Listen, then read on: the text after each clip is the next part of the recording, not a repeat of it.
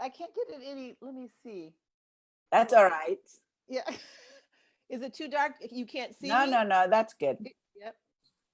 I guess we're live. We're just working on we're trying to work on our work environments to get our videos. It's hard to get our videos set up the way we want. So we're trying to work I've gotten comments, so I've given comments so that we can try to get our videos working the way we want to for our other meetings and things. So good morning, everyone. Welcome to the morning call, our business breakfast club.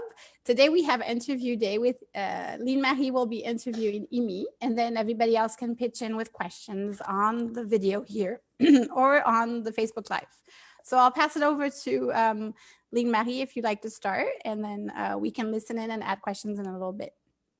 Thank you, Charlotte. Good morning, everyone. Good morning, ladies. It's a pleasure for me to ask questions to Imi because she always has so much to share.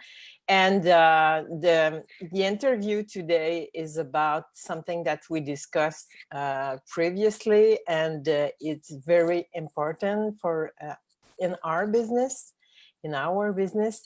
And it is the way we are monitoring, in a way, what we are doing and the result that we have with the money, because the numbers are the best or kind of the best way to verify something. So I post something this week telling that Imi made me realize that maybe I'm not monitoring in a good way my business, my numbers. And then it makes me think that I lose some money because I'm not doing that in a good way. So Imi, would you like to explain to everyone what is the way to monitoring the numbers in our business? Yeah, I think how it started was when Charlotte, I think, and Rena was saying sometimes we get into a point in our business where we're kind of I don't want to say the word bored, because that's not the word that to truly describe it, but in a way where you're kind of like stagnant, and you're like wondering what to do next, or you have something that you're thinking of, and maybe that you need to do something else, or change something. At that point, when there's that a little bit of instability, either physically or in your mind, where you're kind of like, okay, there's something else that I need to do. And oftentimes, like Charlotte also mentioned, is that oftentimes when that happens with her, she finds out that she's really closer to her goal. I don't know if I got that correctly, Charlotte, but you're closer to the goal, and it's like that story where the gold digger is digging and digging and digging and digging, and he is about 1 feet away from the gold, and then leave and do something else. Yeah. I think that's the best picture I can take. And what I shared was that it is important for us to monitor our business in a way by taking stock of our statistic, putting a statistic on our productivity. For example, monitoring how much money you make every month by your income flow. So income flow, you should monitor. The number of interviews you should monitor if you're interviewing, depending on the business you're in. The number of new people that are coming into your business should be monitored. The number of people that are sold and serviced should be monitored. And the number of new partners, if that is the case, should be monitored. Like big things, big production category that you need to keep in mind should be monitored. So that way, when you are feeling kind of that, where we're thinking, okay, what should I do? What should I Should I do something else? Should I move forward? Should I expand? Should I hire more people? Should I fire more people? You know, should I change anything? First thing you should do is you look at your statistics. Statistic tells the tale. You see, it governs your productivity. Now, the other side of that coin is make sure that the statistic is accurate. That's the most important thing as well, because when your statistic is not accurate, then it gives you a different picture. What do you mean by that? Well,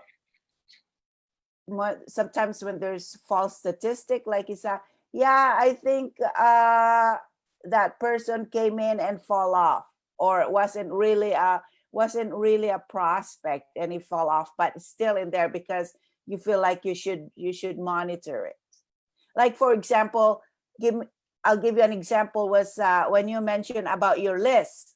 Yeah. Right? Let's say you have a list, you're thinking you have a list of 2,000 clients or a prospect. Well, to you, it kind of doesn't feel correctly that those are leads. So you can't really say those are leads. You see what I mean? Yeah. So if you depend on those 2,000 leads to give you new business, it might not reflect it, might not happen. Okay, so I understand that even if I have a big list, let's say by example, and then I think my business is going well because I have a big list, but I don't sell to that list. So there's something wrong with this number, because even if I have 2,000 or 10,000 people on the list, if I don't convert them in clients, so this is a statistic that I have to consider. Yeah. And you said, when we asked you, like, why you don't want to really nurture it, you said that, well, there might not be we established that there might not be the right people for you to talk to. Yeah, they were the Yeah. right people maybe 5 years ago, maybe 7 years ago, but my business is, I transformed my business and I'm more online now and I'm more working with leaders. So yeah, they kind of disqualified now in a way, without moving or without doing anything. My list is more disqualified. There's a lot of people I'm on my list that they are not interested in what I have to offer now. Exactly. And that is key. That's a very good example of making sure that statistic that you're using to gauge your productivity and your growth and activities in your business, it is factual and correct. Let's take another example, is your friends list.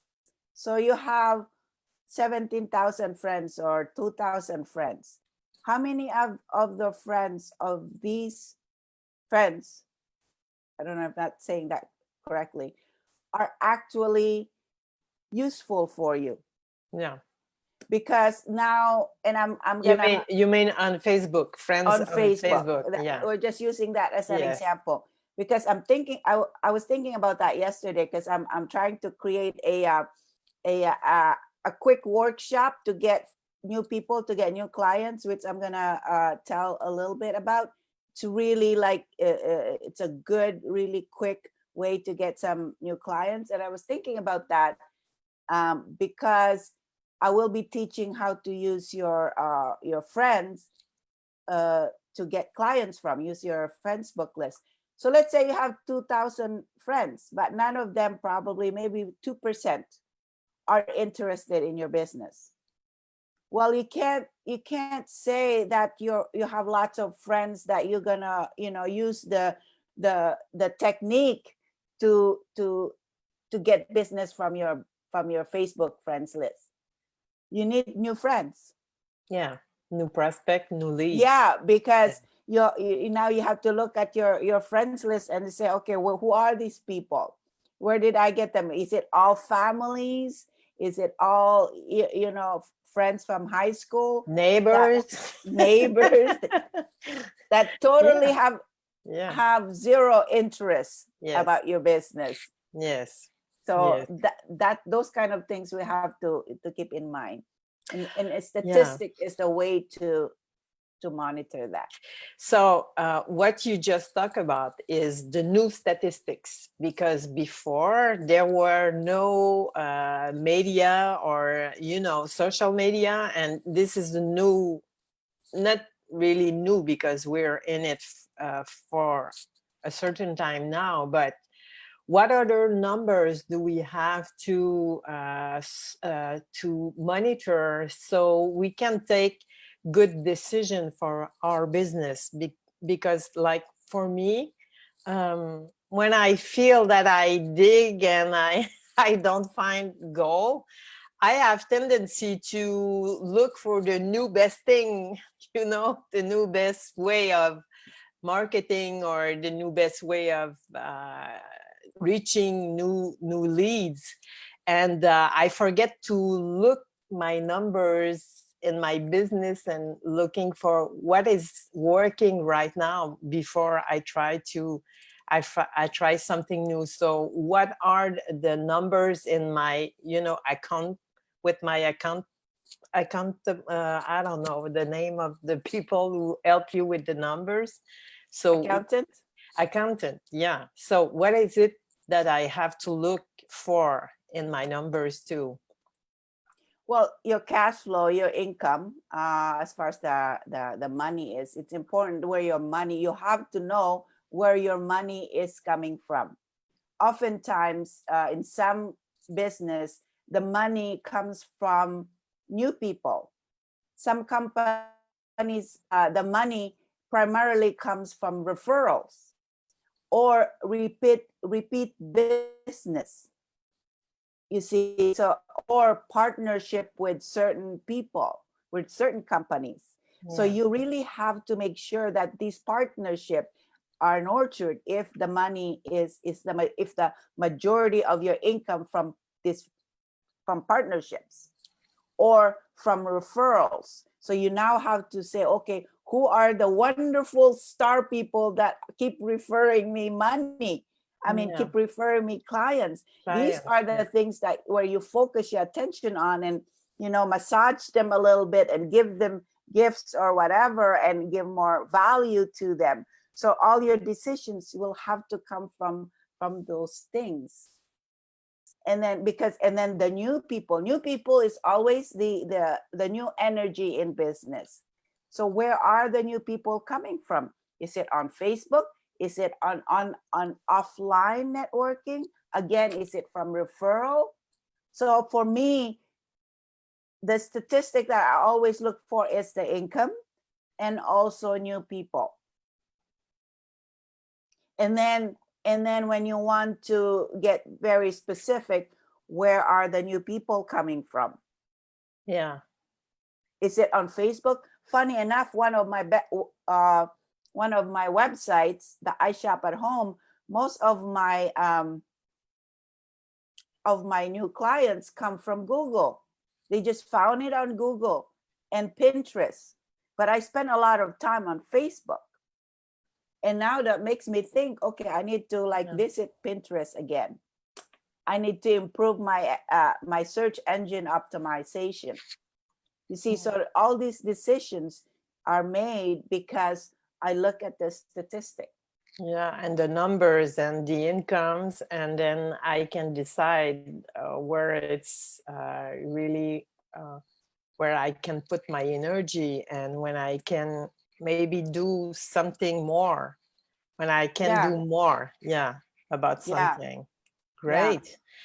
And Amy, you're for me, you're somebody who's knowing a lot about business, and you always you said something about being a CEO and having this 360 view of the company. So could you tell us a little bit about it? So who can I be in my business so I can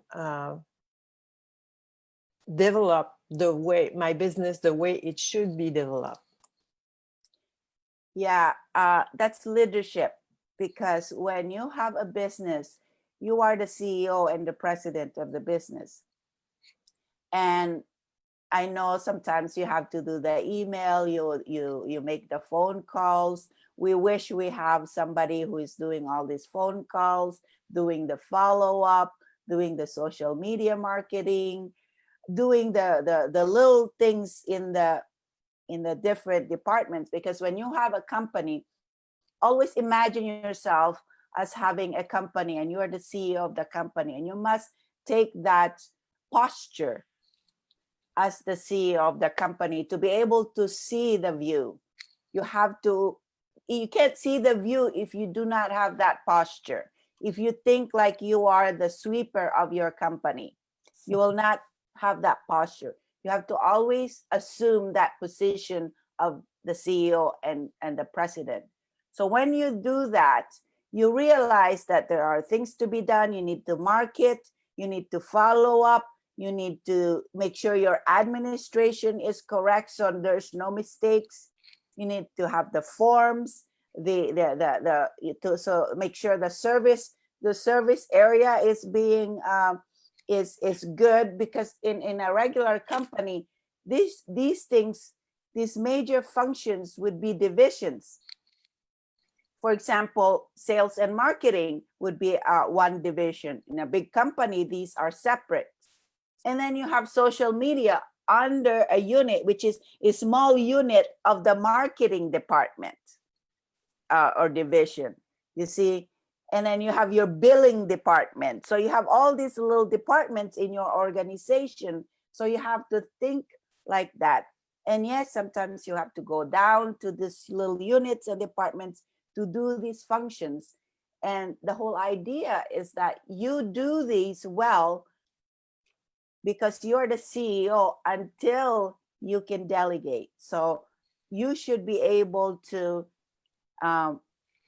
delegate when it's time for you to go back up. But if you can't delegate, you should always spend a little bit of time every day or every week being the CEO and say, okay, so now I'm in this chair. What should I do? What should I be thinking?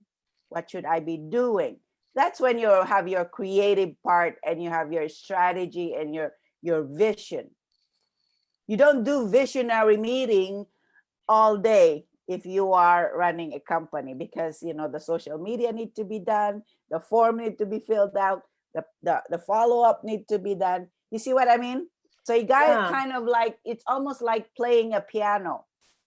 You got to know what the keys to hit. Yeah. But you are always in control. Yes, I don't know for the others, but for me, sometimes this little department about media, social media, I think it took all my time or something like that. And I guess it's because, like this morning, we're online. So this is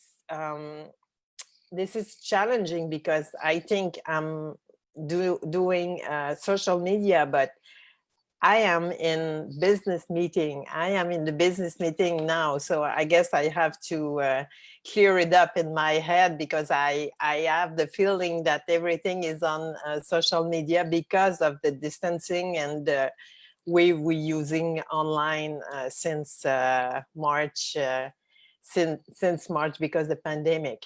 And I would like to, I guess, to give back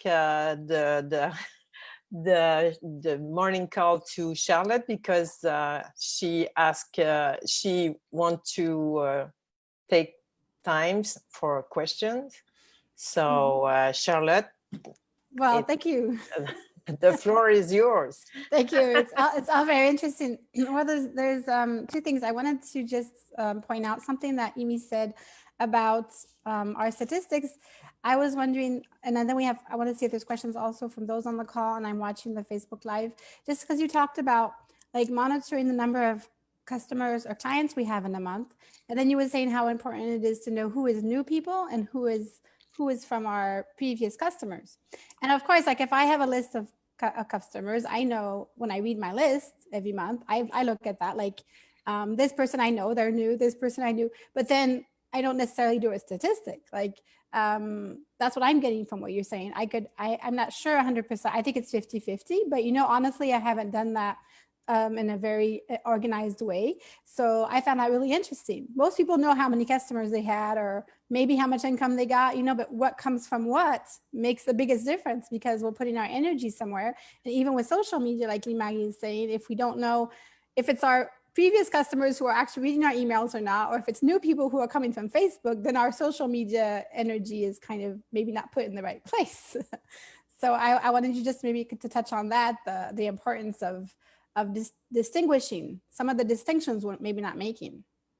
Yeah, I mean, even as simple as having a notebook like this, and like you tick it. Okay, new people is like a dot or tick, so that at the end of the week you can say, okay, I got 10 new people.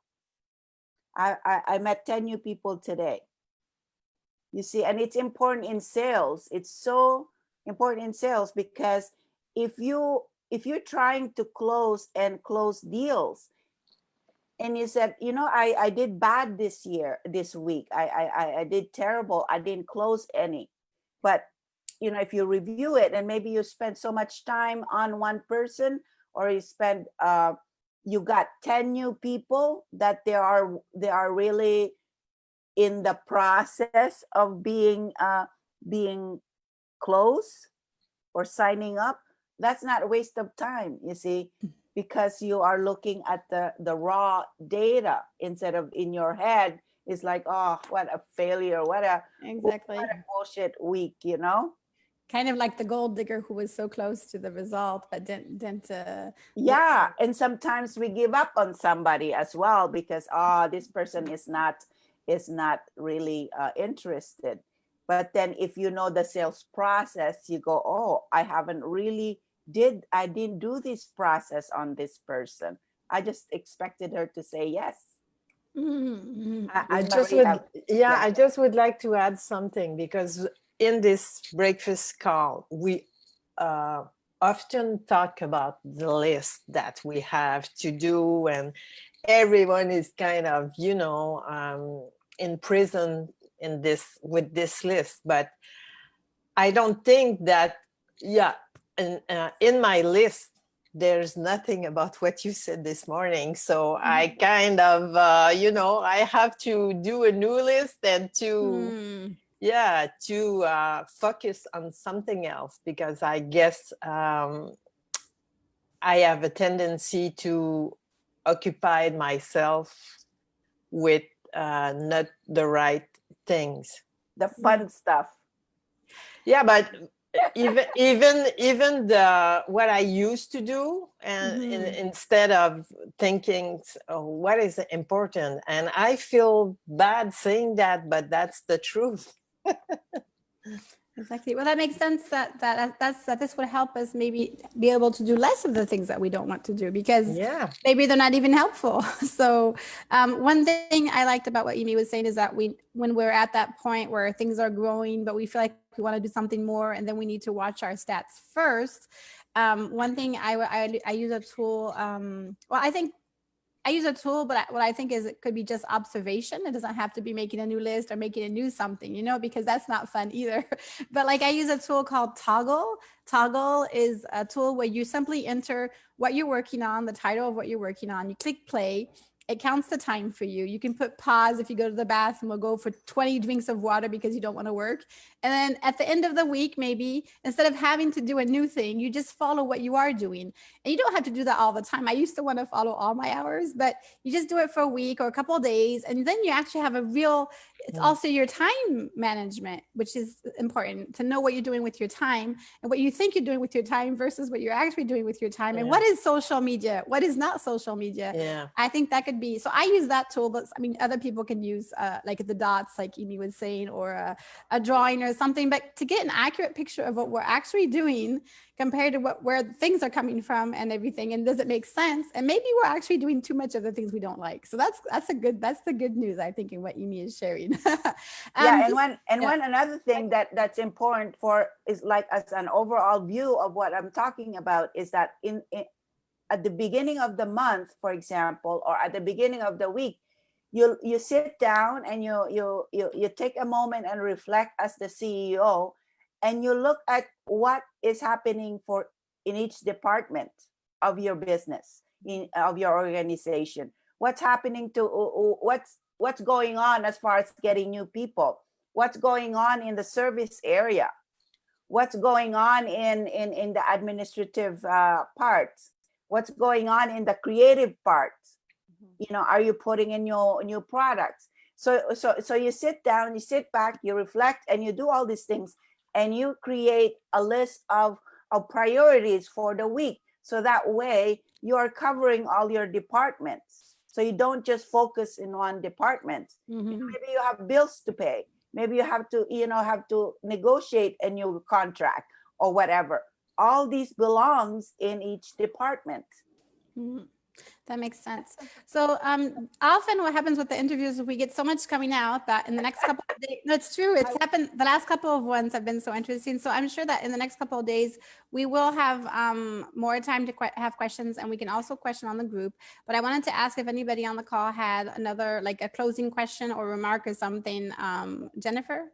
Yeah, can you hear me? Yes. Yes. Okay. I just wanted to say that just what you were talking about, Amy, I think that is what really hit me, is all of the various departments. And I'm someone who's very visual. So I'm actually going to put that up so that I can actually look at it, you know, because you were mentioning all the departments, the marketing, the accounting, you know, the new customers, your customer list, who buys the most, who's new, all of that. And I think, I think at some moment, I believe subconsciously I was aware of that, but didn't know how to take action on it, and didn't know when to take action on it. But it's something that really should be done, like you're saying, weekly, because you might be spending too much time on something that really isn't bringing you as much as you think. A customer who hasn't purchased in, months or years or what have you, and then the customer who has the new customer, or the customers who are really keeping your business going, the VIPs, the VIP customers. So that has been an eye opener. I'm really going to create something so that I can see all of my departments, sort of like the plates spinning. When you have all your plates spinning like in a circus, you don't want them to crash. So you have to really attend to each plate while it's spinning before it hits the floor. So that's the most. Maybe that's a project for tomorrow morning. I'll do an org board. Okay. And I did that on Charlotte. Yeah. I did that on Charlotte when she came to Niagara. Yes. I like that. I think it's named organizational chart. Yes. I was looking. Yeah. So. Okay. Yeah. Maybe we could go over, because often the interview brings up a lot of things, and then we want to be able to do something with it and not just like think, right? Yeah. So I think in the next couple of days, maybe even it could last weeks. I mean, we don't have any time frame. So tomorrow we can continue with questions and answers. And Friday we often do a Facebook, a social media topic, but we can also, I'm sure it ties in, 100% ties in, because we're over the time, but I just wanted to honor the presence of Rena and Carla. If there was something you wanted to add that takes a couple seconds, that would be awesome. Just to make sure we honor that you're here. If there was something you wanted to add, you don't have to. I just wanted to give you that time to say something if you wanted to. Thank you, but nothing for me. Awesome. No problem. I just wanted to make sure that you knew that we know you're here, and we're really happy that you're here too. And Carla as well. And I'm good. Thank you. Thank you so much. Have a great day, and we'll continue this for sure tomorrow. We have the organizational chart exercise tomorrow. If everyone needs to done that. I'm looking forward to that. Have a great day, everybody. Thank you. Bye-bye. Bye bye. Thank you, Have a Amy great and day. Limani. Bye. Bye.